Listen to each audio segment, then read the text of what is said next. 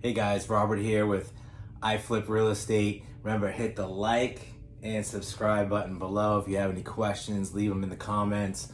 I'll get to them as soon as I can. You can also hit me up on IG. That's Instagram.com/the-real-Robert-Lunt. Just as it sounds, all spelled out. So with no further ado, guys, let's get into this. This is the third segment of the cost breakdown when you're doing a deal analysis, when you're looking at a flip or a rental property. I did the overall video. You can find that on my channel, and I also did two other segments to this. This is the third segment. I did one on holding costs and I did one on rehab budget. This one we're going to cover closing costs, guys. Excuse me. So first on your closing costs, and let me just start with this, that closing costs are negotiable and they're customary. Like, different parts of the closing costs are customary in different counties, different states, of who pays what part of the closing costs. It's customary. It's not set in stone.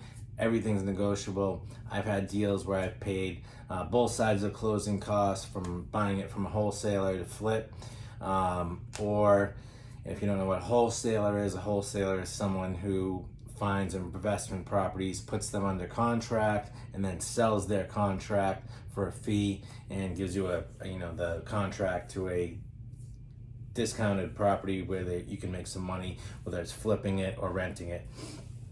So guys, first I'd like to say, like, anything is negotiable. So I've had it to where I've made the wholesaler pay both sides of the closing costs. I've had it to where I've had to pay all of the closing costs. So, and I've had it to where I've had to you gotta know your closing costs, because you gotta know how to analyze your HUD, and when before you go into closing, and understand those numbers are on the right side and they belong to the right person and they are the right amounts, and that they're supposed to get paid at that time. There's some deals where title company will say, oh no, we have to collect the property taxes, but the bill's not due yet. If it's your property, you're responsible for the bill. They're not responsible for it anymore, so it doesn't matter. If you want that property tax credit at closing to help you with your rehab budget, then you can always ask for that. I've had to fight for that before, where I said, no, it doesn't matter, it's my responsibility. And they tried to charge me for the property taxes and take a couple grand out of my initial rehab budget. So it's you got to be savvy with your closing costs when you're a real estate investor, guys, and you got to understand these things, because they add up. The pennies add up. Hundreds of dollars, thousands of dollars per deal. Whatever it is, it adds up, and you got to know how to navigate through that. So property taxes, those are charged by your county. They're going to be prorated. So the tax bill comes out typically on November 1st. The bill is due January 1st, and anywhere, it becomes late, I think after April, middle of April. And then, they start assessing more penalties, and then if a year goes by, I think it goes up for tax deed auction, and there can be they'll put a lien on it, and then it goes for auction after 2 years. So if it's, I believe if it's 2 years delinquent, it'll go for tax deed auction. That's where they sell your tax deed, your tax bill, or it's your tax lien, actually, the tax lien that they put on. They sell that lien to investors at tax lien auctions, and then if it still doesn't get paid after so many years, that investor can then file for title if they keep on top of that. But that's a whole different animal and different video, and I can make a video on that in the forthcoming weeks.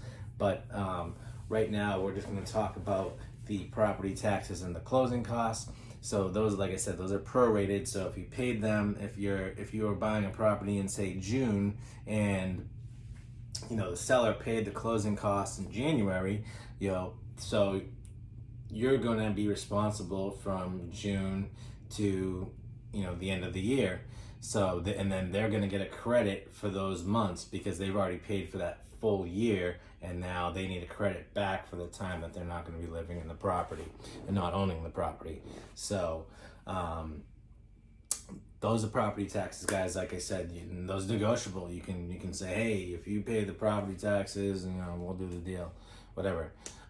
Survey. So survey is typically around $300. That's depending on the size of the property, obviously. On an average house, 3-bedroom, 2-bath, it's about $300, and that goes for your title insurance, and that's going to ensure that there's clean title, guys. Ensures the buyers and sellers, or mainly the buyers that they're buying, and the lenders, that they're getting a clean property, with no attachments as far as like open permits, liens, delinquent property taxes, encroachments on the property, as far as like the neighbor's shed is on your property line, or the neighbor's fence, or whatever the case may be.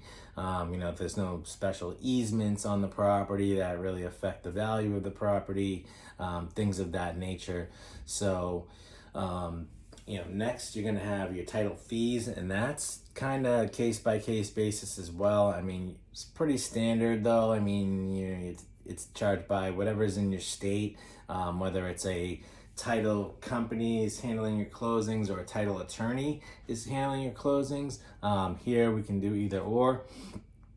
Other states, I know it's different. So with that being said, your title fees are going to consist of typically lien search, title search, municipal lien search, and they'll have these little fees, and the closing fee. Also, there might be some documentation fee, something like of those natures, but those are going to be your title fees.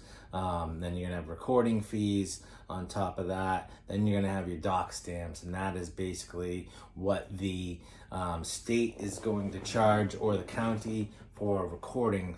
It's going to be your county. It's going to be your clerk of court's office, and they're probably going to be the ones recording your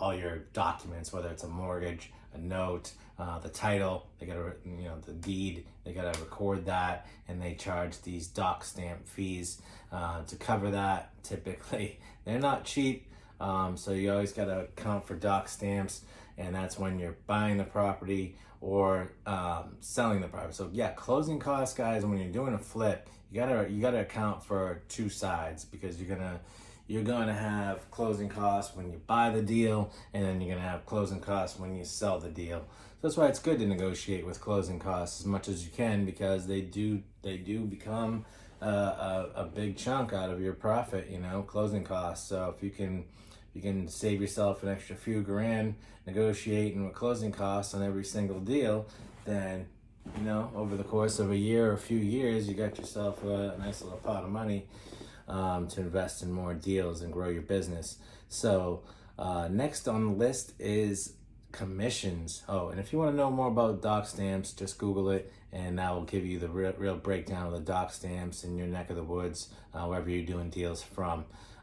Commissions, guys, that's self-explanatory. That's when you list the property with a real estate agent. That's why it's helpful to be a real estate agent, because like myself, I'm a real estate agent, so I can get my commissions when I buy a property on the MLS, and then I get my commissions when I sell a property. I don't have to pay another agent to list and sell my property and represent it on the MLS when it's all finished and staged and photographed. So you always got to figure that, and typically it's 3%. If you're not an agent, 6%, maybe 5%. If you can find a good agent that will work with you and list all of your properties, maybe you do, you might sell them on, you might avoid commissions and sell it on Facebook Marketplace, or sell it on Craigslist, or whatever. You can put Zillow by owner. So yeah, guys, you can get it. You can work with the commissions too. And you can negotiate with your realtor. Like I said, everything is negotiable except for doc stamps. Property taxes. You can negotiate those through like who pays them, but you can't negotiate down the cost of those.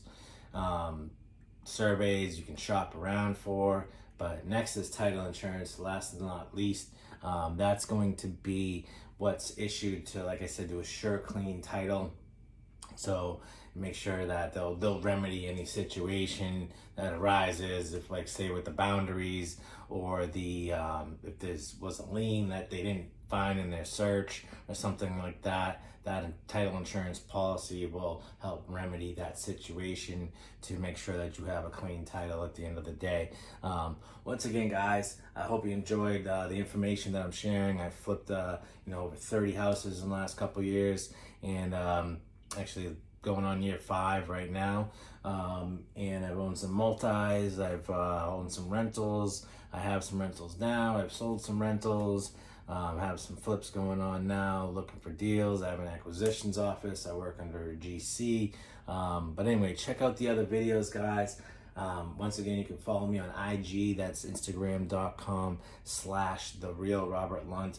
Hit the like, hit the subscribe on this video, guys, and I'll keep the videos coming. We're gonna do some walkthroughs. I got a walkthrough going through an auction property coming up next week, and I'll have more segments to the deal analysis breakdown also, and then we're gonna do a deal finding video, deal sourcing video. So once again, guys, have a great day. Hope you enjoyed.